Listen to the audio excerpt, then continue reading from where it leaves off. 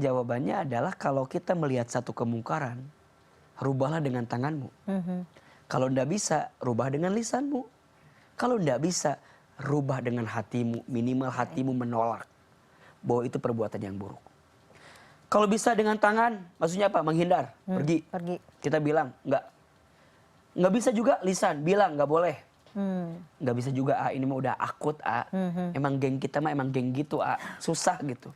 Kadang malah dijadiin bercandaan loh, kadang-kadang maksudnya bahwa ntar ya mau ketemu Besti mau gibah gitu, jadi hal yang tanpa kita sadari. Sebenarnya tuh ya bercanda, cuman akhirnya jadi beneran gitu. Nauzubillahi min dzalik. Maka ya tidak ada perkara yang paling baik menghindari kemungkaran kecuali yang menghindarinya. Kan Mbak Mila mungkin pernah dengar ada kisah seorang tukang mabuk di zaman tabi'in itu. Tukang mabuk terus. Terus dia bilang sama gurunya, "Wahai guru, aku tuh pengen berhenti mabuk."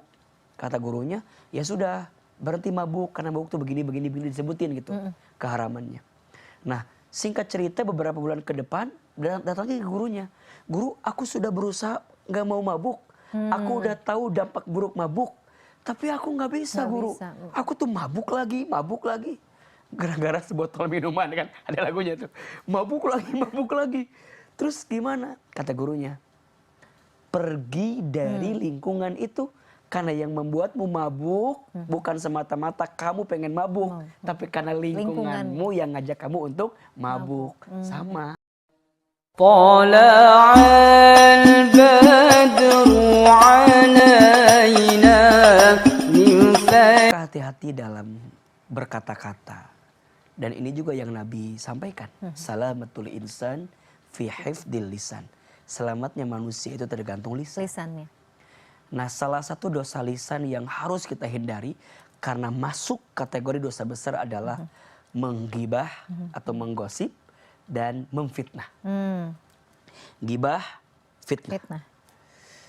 Gibah dosanya seperti memakan bangkai saudaranya. Fitnah dosanya lebih kejam daripada pembunuhan. Maka mohon maaf, siapapun di antara kita yang diizinkan tahu aib orang lain, tutupi. Karena mohon maaf kalau kita menceritakan aibnya dan itu benar, jadi gibah. Dan jika kita membicarakan aibnya dan itu salah, jadi fitnah. Dua-duanya adalah sesuatu yang akan membawa kita kepada dosa yang sangat besar. Nauzubillahi min dzalik. Bahkan mohon maaf, di antara perkara yang memudahkan seseorang masuk ke dalam api neraka, terutama perempuan, adalah lisan. Betul. Nah, sekarang pertanyaannya, bagaimana kalau kemudian fitnah dan gosip itu sudah melanda kita? Kita difitnah, kita digosipin, gitu ya. Ya, tentu dalam Islam sikap terbaiknya adalah tabayun, klarifikasi, check and recheck. Saring sebelum sharing. Ya, kalau kita mendapatkan berita tentang seseorang, apalagi menyangkut aibnya, harga dirinya, tahan. Jangan langsung mudah kita nge-share ke yang lain. Khawatir masuk kategori hoax. Kalau benar jadi gibah, kalau salah jadi fitnah. Lebih parah. Jadi apalagi dalam urusan bermedsos, maka tabayun menjadi penting. Yang kedua, hindari lingkungan yang ngajak kita buat gosip dan fitnah. Iya kan? Iya. Tapi tak segampang itu. Langsung gitu kan? Tak segampang itu gimana dong? Iya, kadang-kadang iya kan? Kalau udah kumpul gitu ya, kita mau Bahkan pergi juga. Bahkan nanya gini, kalau cuman denger aja. Iya, tapi diem. Gimana? gitu ya. Nah, maka jawabannya adalah kalau kita melihat satu kemungkaran, rubahlah dengan tanganmu. Kalau ndak bisa, rubah dengan lisanmu. Kalau ndak bisa, rubah dengan hatimu. Minimal hatimu menolak bahwa itu perbuatan yang buruk. Kalau bisa dengan tangan, maksudnya apa? Menghindar, pergi. Kita bilang nggak bisa juga lisan, bilang nggak boleh. Nggak bisa juga, ini mah udah akut, emang geng kita mah emang geng gitu, susah gitu. Kadang malah dijadiin bercandaan loh, kadang-kadang maksudnya ntar ya mau ketemu Besti mau gibah gitu, jadi hal yang tanpa kita sadari. Sebenarnya tuh iya bercanda, cuman akhirnya jadi beneran gitu. Nauzubillahi min dzalik. Maka ya tidak ada perkara yang tidak ada perkara yang paling baik menghindari kemungkaran kecuali yang menghindarinya. Kan Mbak Mila mungkin pernah dengar ada kisah seorang tukang mabuk di zaman tabi'in itu. Tukang mabuk tuh, mabuk terus. Terus dia bilang sama gurunya, "Wahai guru, aku tuh pengen berhenti mabuk." Kata gurunya, "Ya sudah, berhenti mabuk karena mabuk tuh begini disebutin gitu keharamannya." Nah, singkat cerita beberapa bulan ke depan datangnya ke gurunya, "Guru, aku sudah berusaha nggak mau mabuk. Aku udah tahu dampak buruk mabuk, tapi aku nggak bisa, guru.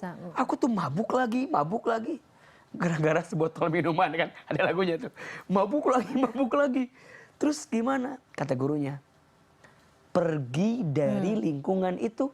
Karena yang membuatmu mabuk bukan semata-mata kamu pengen mabuk, tapi karena lingkunganmu yang ngajak kamu untuk mabuk." Sama. Iya sih. Kalau Mbak Mila nanya, nggak mau gibah, nggak mau gosip, tapi aku udah tahu dosa, tapi kumaha gitu, nggak bisa terus. Jawabannya, Mbak Mila ganti geng bestinya. Ih, Mila mah sombong, sekarang nggak mau gabung sama saya, kan? Sama si ini. Mila mah sekarang pilih-pilih teman, digituin. Nah, ta'awanu 'alal birri wat taqwa wala ta'awanu 'alal ismi wal udwan. Tolong menolonglah, kompaklah dalam kebaikan dan ketakwaan. Jangan kompak dalam urusan dosa. Iya, udah biarin aja lah. Jadi kalau ada orang, cari "Kamu nggak solid sama aku." Iya, bukan nggak solid, orang solid dalam kemaksiatan. Apakah solid? Ya enggak dong. Gitu loh. Ada aja ya dalihnya, misalnya ini kan kita bicara fakta ya, sesuatu yang benar terjadi gitu, supaya kita bisa belajar ibroh darinya. Makanya nanti ada gibah yang diperbolehkan. Oh iya, iya kan? Pernah kita bahas sih. Kita elaborasi lagi. Ya, salah satunya misalnya gibah yang diperbolehkan itu adalah gibah untuk menjaga diri. Contoh, kita bilang, "Mbak Mila, si A itu begini. Nanti kalau si A minjem uang lagi nggak usah dipinjemin." Itu boleh menjaga diri. Gitu ya. Tapi ngomongnya hanya berdua. Bukan diumumin di sosmed. Hati-hati ya. Si fulan begini. Di status WhatsApp. Iya. Gitu. Memang ya keluar deh. Jadi bukan itu, tapi menceritakan kepada orang agar dia terjaga dari kemadorotan. 1, 2. Bolehnya membuka aib seseorang yang diminta jadi saksi di pengadilan. Dan itu dalam konteks untuk menetapkan hukum. Bukan berarti diumumkan. 3, ketika berdakwah. Tapi itu pun juga tidak boleh depan umum menyebutkan namanya. Jamaah di sini ada ya si ibu ini ya. Jangan. Kasian ya ibu. Tapi hanya disebutkan aja perilakunya, bukan orangnya. Makanya dalam urusan membenci, benci dosanya, jangan benci orangnya. Benci kesalahannya, jangan benci orangnya.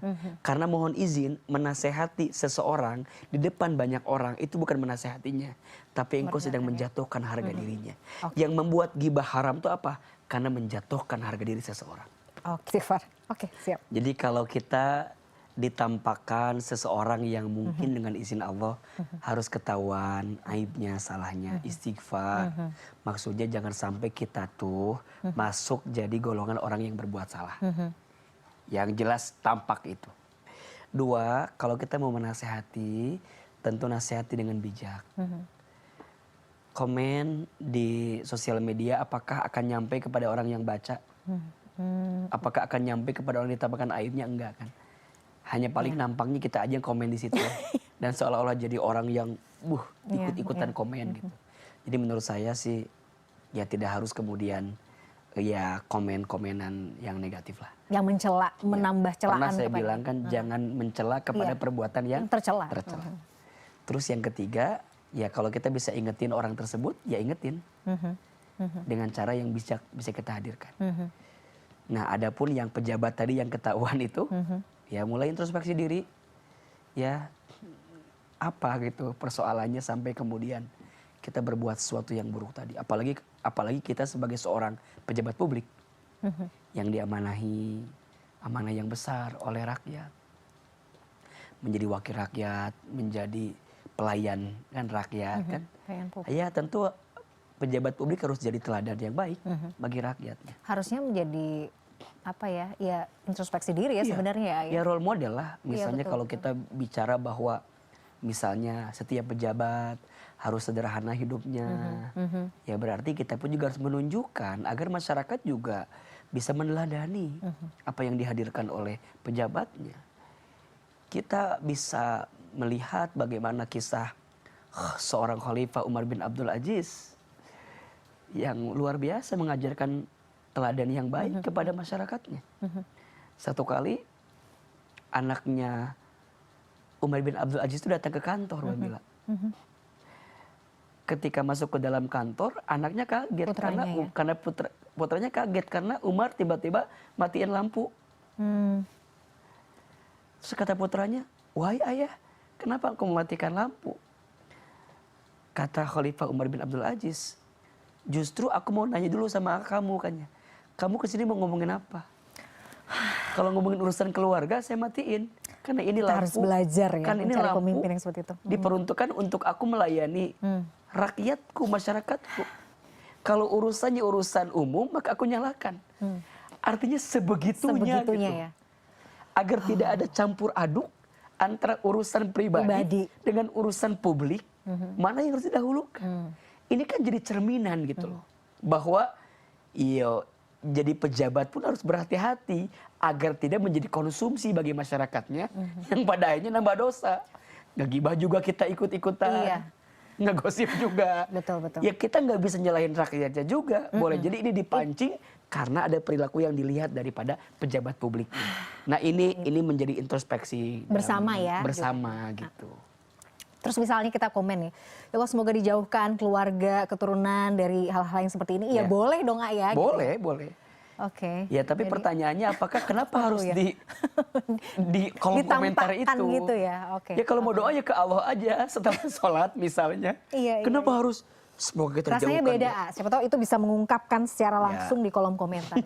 Tergantung orangnya ya. Itu kan jadi pansos ya. Iya betul. Jadi boleh tapi itu sebenarnya dalam sunyi aja ya kita ya. Iya. Jadi jangan kemudian kita seolah-olah merasa orang yang paling suci, paling benar gitu ya. Tapi kita boleh tidak setuju atau kita boleh mencela perbuatannya itu. Boleh. Ya? Sangat boleh. Ya tapi jangan mencela orangnya. Jangan mencela orang. Karena orang bisa berubah ya. Karena setiap orang bisa berubah dan setiap kita boleh jadi lebih hina dibanding orang yang kita hina. Maka dalam Quran pernyataannya jelas. Janganlah engkau menghina satu kaum. Boleh jadi kaum yang kamu hina lebih mulia daripada kamu yang menghinanya. Maka izin ya. Jangan menghina perbuatan hina. Karena boleh jadi hinaan kita terhadap perbuatan hina itu mengantarkan kita malah berbuat yang hina itu. Maka belajar untuk coba menjaga kata, menjaga lisan kita agar kemudian tidak menambah dosa dengan perbuatan kesalahan orang lain.